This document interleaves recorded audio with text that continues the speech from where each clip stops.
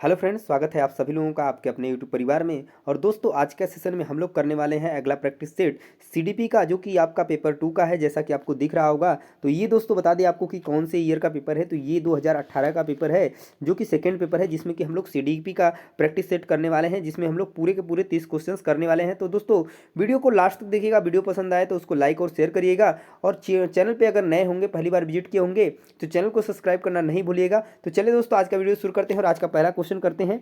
तो आपका आज का पहला क्वेश्चन रहा दोस्तों आपकी स्क्रीन पे। यहां से पहला भाग हमारा शुरू होता है पेडागोजी का, ठीक है। तो इसमें रहा आपका पहला क्वेश्चन। पहला क्वेश्चन है कि शरीर के केंद्रीय भाग से परिधियों या अग्रांगों की ओर का विकास दर्शाता है। तो ऑप्शन आपके रहे कि विकिरण विकास के सिद्धांतों को, विकेंद्रीय विकास के सिद्धांतों को, मध्य बाह्य विकास के सिद्धांतों को और सोपानीय विकास के सिद्धांतों को। बात क्या किया गया है कि शरीर के केंद्र भाग से परिधियों या अग्रांगों की ओर, तो बीच से बात की जा रही है, यानी मध्य से बात की जा रही है, किधर की तरफ, बाहर की तरफ। तो इसका राइट आंसर क्या बनेगा? तो ऑप्शन नंबर 3 बनेगा, जो दोस्तों मध्य बाह्य विकास के सिद्धांतों को दर्शाता है। तो right answer option number 3। Next question, question number second. Question number second है कि स्कूल बच्चों के सामाजिकरण की एक ऐसी संस्था है जहां, यानी स्कूल जो है बच्चों के सामाजिकरण की एक ऐसी संस्था है जहां क्या होते हैं, तो प्रमुख स्थान किसका होता है? क्या स्कूली बच्चों का होता है? प्रमुख स्थान स्कूल की दिनचर्या का होता है, स्कूल की गतिविधियों का होता है, या स्कूल के शिक्षकों का होता है? तो वह स्थान जहां बच्चों के समाजीकरण की एक संस्था है, तो स्कूल में प्रमुख स्थान जो होता है स्कूली बच्चों का होता है। तो राइट आंसर बनेगा आपका ऑप्शन नंबर 1। अगला क्वेश्चन दोस्तों, क्वेश्चन नंबर 3। क्वेश्चन नंबर 3 है कि जब आप एक शिक्षक समूह से जुड़ जाते हैं और अपने समूह के अन्य लोगों की तरह ही पोशाक धारण करने लगते हैं, तो आप प्रदर्शन कर रहे होते हैं समूह की पहचान का, समूह आज्ञाकारिता का, समूह निर्देशन अनुपालन का, समूह की अनुरूपता का। तो जब आप एक शिक्षक समूह से जुड़ते हैं और अपने समूह के अन्य लोगों की तरह पोशाक धारण करते हैं, तो आप जो है समूह की अनुरूपता का क्या कर रहे होते हैं? प्रदर्शन कर रहे होते हैं। तो राइट आंसर बनेगा ऑप्शन नंबर 3। अगला question, question number 4। Question number 4 है कि किसी वस्तु के अस्थायित्व की अवधारणा पियाजे के विकास के डैश चरण में प्राप्त होती है। तो वस्तु अस्थायित्व जो है पियाजे के किस चरण में होता है? तो ये होता है दोस्तों आपके संवेदी कामक अवस्था, यानी जो संवेदी कामक अवस्था चरण होता है, उसमें जो है आपका वस्तु अस्तित्व की अवधारणा होती है पियाजे के अनुसार। अगला क्वेश्चन देखिए, क्वेश्चन नंबर 5। क्वेश्चन नंबर 5 है कि व्यक्तिगत शिक्षा कार्यक्रम की योजना डैश के संदर्भ में बनाई जाती है। तो विशेष शिक्षा कार्यक्रम, बाल केंद्रित शिक्षा कार्यक्रम, मुक्त विद्यालयी शिक्षा कार्यक्रम, ई अधिगम शिक्षा कार्यक्रम। तो व्यक्तिगत शिक्षा कार्यक्रम योजना के तहत विशेष शिक्षा कार्यक्रम के संदर्भ में बनाई जाती है। तो राइट आंसर बनेगा आपका ऑप्शन नंबर 1। नेक्स्ट क्वेश्चन देखिए, क्वेश्चन नंबर 6। क्वेश्चन नंबर 6 है कि डैश महीनों की आयु के बच्चे बीच अधिकांश बच्चे शब्दों को मिलाकर छोटे छोटे वाक्यों में बोलना शुरू कर देते हैं। तो वो किस महीनों की आयु के बीच जो है कि करते हैं? 12 से 18 वर्ष, 12 से 18 महीने, 18 से 24 महीने, 24 से 30 महीने, या 30 से 36 महीने वाले बच्चे। तो यहाँ पे राइट आंसर बनेगा आपका ऑप्शन नंबर सेकेंड। 18 से 20 महीनों की आयु के बीच अधिकांश बच्चे जो क्या करते हैं, शब्दों को मिलाकर छोटे छोटे वाक्यों में क्या करता है, बोलना जो है कि शुरू कर देते हैं। तो राइट आंसर आपका ऑप्शन नंबर सेकेंड बन जाएगा। नेक्स्ट क्वेश्चन की बात करते हैं दोस्तों। बुद्धि लब्धि या आईक्यू जिसको कहते हैं कि अवधारणा दी गई थी, तो किसके द्वारा दी गई थी? गैल्टन के द्वारा, बीने के द्वारा, स्टर्न के द्वारा, टर्मन के द्वारा। दोस्तों अगर आपने पढ़ा होगा, ठीक है, विकास का सिद्धांत में, तो उसमें जो बुद्धि लब्धि या आईक्यू की अवधारणा दी गई थी, तो वो दी गई थी आपकी स्टर्न के द्वारा। तो राइट आंसर बनेगा आपका ऑप्शन नंबर 3। अगला क्वेश्चन है क्वेश्चन नंबर 8। क्वेश्चन नंबर 8 है दोस्तों कि सृजनात्मकता को डैश की अवधारणा से संबंधित माना जाता है। तो द्रव ब्रव बौद्धिकता, रवादार बौद्धिकता, अभिश्रित अभिश्रित सोच, या विविध सोच। जहाँ पर भी सृजनात्मकता की बात होगी, तो वहाँ पे दोस्तों विविध सोच जो है कि निश्चित रूप से आएगा। तो यह अवधारणा से संबंधित माना जाता है। तो राइट आंसर बनेगा आपका ऑप्शन नंबर 4। ठीक है। अगला क्वेश्चन देखिए, क्वेश्चन नंबर 9। क्वेश्चन नंबर 9 है दोस्तों कि किसी भाषा के स्वीकृति ध्वनि संयोजनों को इसके डैश नियमों के अंतर्गत बताया जाता है। ध्वनि संबंधी, व्याकरणिक, वाक्यात्मक, विभक्ति विषयक। तो देखिए, किसी भाषा के स्वीकृति जो ध्वनि संयोजनों को इसके ध्वनि संबंधी नियमों के अंतर्गत क्या किया जाता है, बताया जाता है। जैसे आप लोगों ने पढ़ा होगा, ध्वनि संबंधी जो होते हैं उसके ध्वनि संयोजनों के आधार पर ही उसको बताया जाता है। तो राइट आंसर बनेगा दोस्तों ऑप्शन नंबर 1। अगला question, question number 10। Question number 10 है कि जब सोचने की प्रक्रिया किसी भाषा द्वारा प्रभावित होती है तो ऐसी स्थिति को क्या कहते हैं? संस्कृति प्रभावित, भाषा निर्धारित, संज्ञानात्मक पक्ष, सामाजिक भाषीय उद्धृत। तो जब भी सोचने की प्रक्रिया किसी भाषा द्वारा प्रभावित होती है तो इस स्थिति को भाषा निर्धारित स्थिति कहते हैं। तो राइट आंसर बनेगा आपका ऑप्शन नंबर सेकेंड। अगले क्वेश्चन की तरफ चलिए, क्वेश्चन नंबर 11। क्वेश्चन नंबर 11 है कि अपने अनुभवों और लक्षणों के आधार पर उपकरणों में खराबी के कारण की परिकल्पना का परीक्षण कर रवि उपकरणों की मरम्मत करता है तो वह उपयोग करता है किसका? अंतर्दृष्टि का, कलन विधि का, मानसिक दृढ़ता का, अनुमानी विधि का। तो अपने अनुभव और लक्षणों के आधार पर बात की गई है तो रवि जो है यहाँ पर अनुमानी विधि का क्या कर रहा है? प्रयोग कर रहा है। तो राइट आंसर बनेगा ऑप्शन नंबर 4। नेक्स्ट क्वेश्चन देखिए, क्वेश्चन नंबर 12। क्वेश्चन नंबर 12 है कि दिव्या अक्सर निर्देशित कार्यों को छोटे छोटे हिस्सों में विभाजित कर आसान बना लेती है तो वह उपयोग करती है। तो कम करने की विधि का, द्वितीयक विस्तारण विधि का, उपलक्ष्य विश्लेषण विधि का, क्रियात्मक जड़ता नियामक विधि का। तो जब भी दिव्या क्या करती है, अक्सर जो है कि बड़े बड़े कार्यों को क्या करती है, छोटे छोटे हिस्सों में विभाजित करके उसको आसान बना लेती है और उसे हासिल कर लेती है। तो यह है उपलक्ष्य विश्लेषण विधि का वो प्रयोग करती है। तो राइट आंसर बनेगा आपका ऑप्शन नंबर 3। नेक्स्ट क्वेश्चन की बात करते हैं, क्वेश्चन नंबर 13 कि पुरुष और महिला की भूमिकाओं का निर्धारण समाज करता है, यह कथन क्या बताता है? तो लैंगिक एक अंतर्निहित अवतरण है, लैंगिकता एक आनुवंशिक प्रतिभा है, लैंगिकता एक अंतर्ज्ञानी अवतरण है, या लैंगिकता एक सामाजिक अवतरण है। तो बात करें कि जैसे ही पहले बोला गया है कि पुरुष और महिला की भूमिकाओं का निर्धारण समाज करता है तो इससे यही कथन बताता है कि लैंगिकता जो है एक सामाजिक अवतरण है। तो राइट आंसर बनेगा दोस्तों ऑप्शन नंबर 4। नेक्स्ट क्वेश्चन देखिए ध्यान से। क्वेश्चन है कि ग्रेडिंग, कोडिंग, अंकन, क्रेडिट संचय प्रणालियां के कुछ उदाहरण हैं, यानी डैश के कुछ उदाहरण हैं। तो परीक्षा के उत्तर पत्रों की मूल्यांकन की प्रक्रिया, कक्षा में बच्चों की स्थिति की निरूपण विधि, आलेख पत्र के अकादमिक प्रगति को दर्शाने, या अधिगमकर्ताओं की उपलब्धि के आकलन की गणन विधि का। तो यहाँ पे राइट आंसर बनेगा दोस्तों ऑप्शन नंबर 4 की ग्रेडिंग, कोडिंग, अंकन और जो क्रेडिट संचयन प्रणालियां हैं ये अधिगमकर्ताओं की उपलब्धि के आकलन की क्या है, गणन विधियों के कुछ उदाहरण है। तो राइट आंसर बनेगा आपका ऑप्शन नंबर 4। अगला जो क्वेश्चन है, क्वेश्चन नंबर 15 कि अधिगमकर्ताओं की उपलब्धि का आकलन शिक्षकों की सहायता करता है अधिगमकर्ताओं के प्रदर्शन का रिकॉर्ड रखने में, शिक्षण अधिगम विधियों की प्रभावशीलता का मूल्यांकन करने में, या कक्षाओं में अधिगमकर्ताओं के क्षमता समूह बनाने में, या शिक्षण के लिए गतिविधियों की सूची तैयार करने में।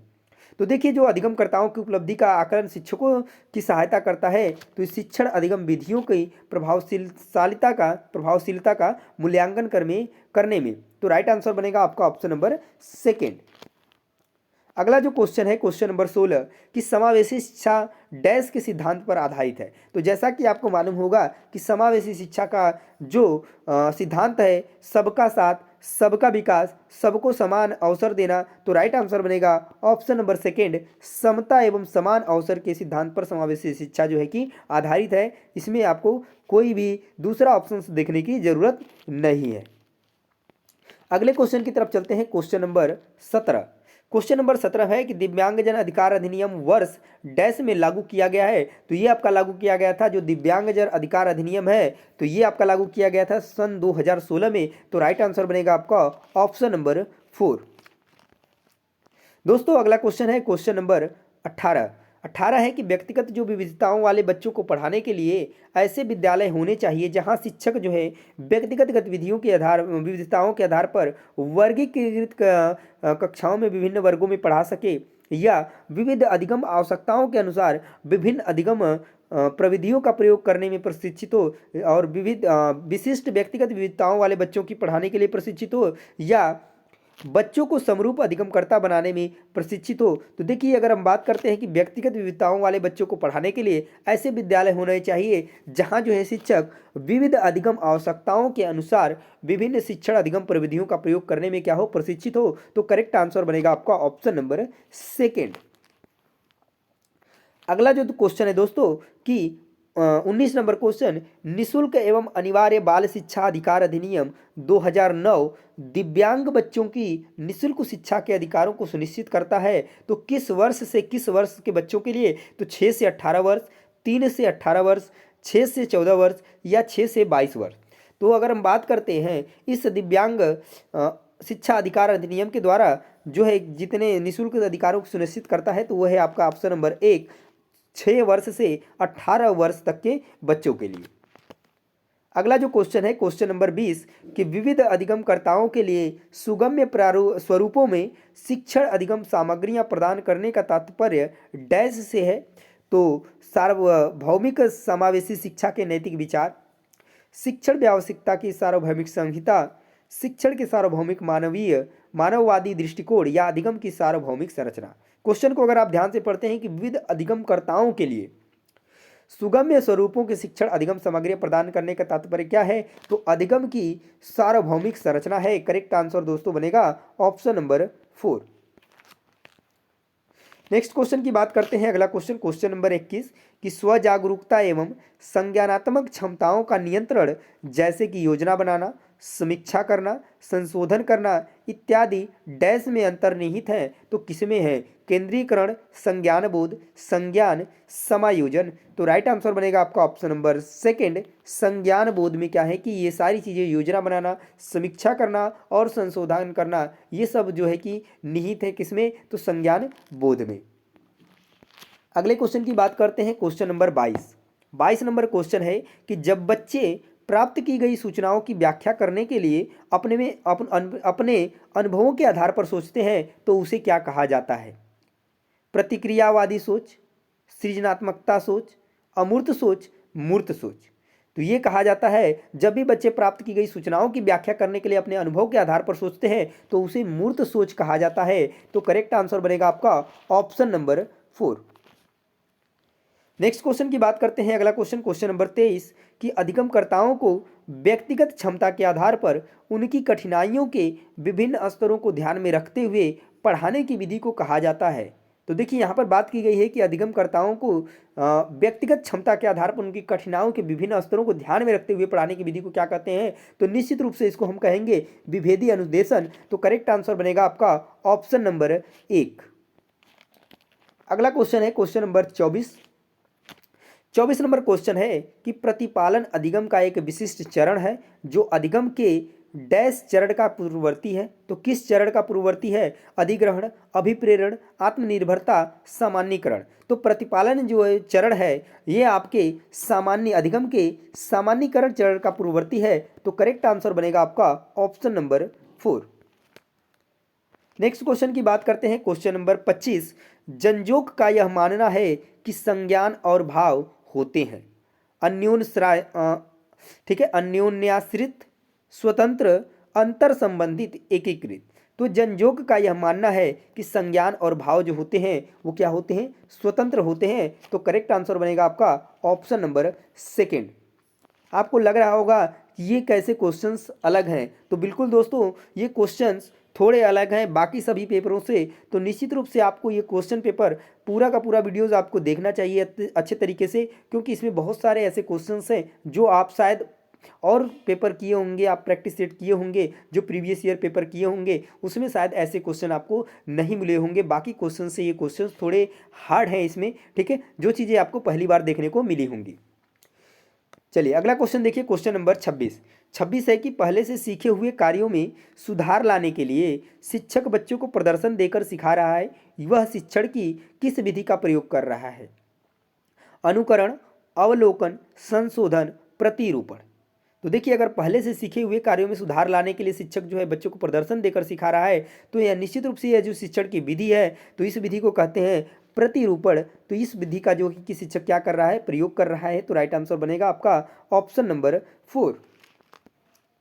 नेक्स्ट क्वेश्चन की बात करते हैं क्वेश्चन नंबर 27 नंबर क्वेश्चन है कि मैन और जैनिस के अनुसार निर्णय लेने वाले बच्चे समस्या का विश्लेषण करते हैं, विकल्पों की सूची बनाते हैं और इसके फायदे और नुकसान के प्रत्येक पहलू पर विचार करते हैं, उसका व्यवहार क्या प्रस्तुत करता है।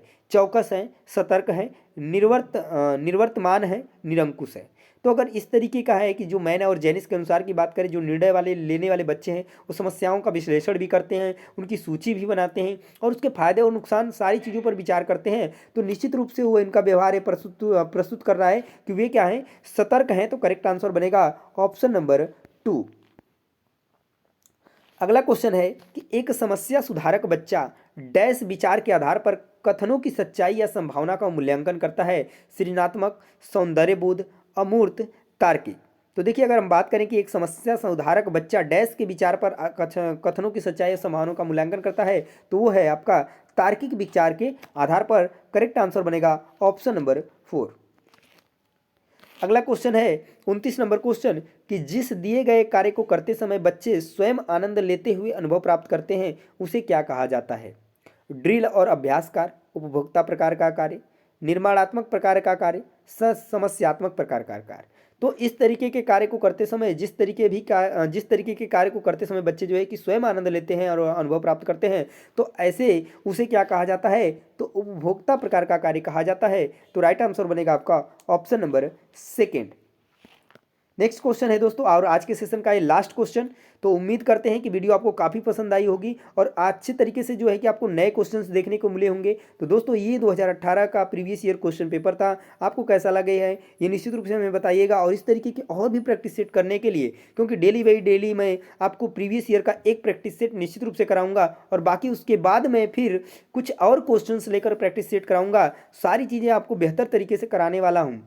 तो प्लीज़ दोस्तों, वीडियोस को लाइक शेयर करिए और चैनल पे नए हैं तो सब्सक्राइब करना नहीं भूलिएगा। तो चलिए लास्ट क्वेश्चन का आंसर दीजिए। क्वेश्चन नंबर 30 क्या है कि बहुसंवेदी शिक्षण अधिगम की प्रवृत्ति में अधिगम संवर्धन हेतु दृश्य, श्रव्य, स्पर्श और डैश संवेदनाओं का एक साथ प्रयोग किया जाता है। तो गतिबोधक, कर्ण कटोट कोटर, प्रत्यक्षीकरण, अवलोकन। तो दोस्तों, अगर हम बात करते हैं कि बहुसंवेदी शिक्षण अधिगम के प्रवृत्ति में अधिगम संवर्धन हेतु दृश्य, श्रव्य, स्पर्श और गतिबोधक संवेदनाओं का एक साथ प्रयोग किया जाता है, तो राइट आंसर बनेगा ऑप्शन नंबर 1। तो यहाँ पर दोस्तों आज का वीडियो कंप्लीट होता है। तो दोस्तों, मिलेंगे नेक्स्ट वीडियो में एक नए प्रैक्टिस सेट के साथ, नए प्रीवियस ईयर क्वेश्चन पेपर के साथ। तो तब तक के लिए जय हिंद, वंदे मातरम।